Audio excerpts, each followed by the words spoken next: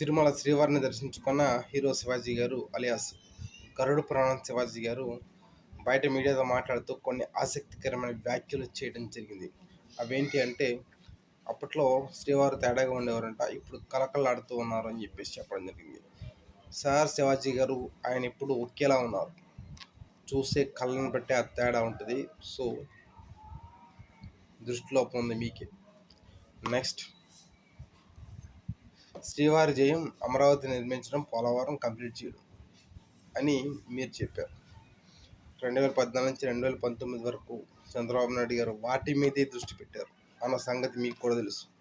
మరి 19లో ఆయన ఎందుకు ఓడిపోయారు?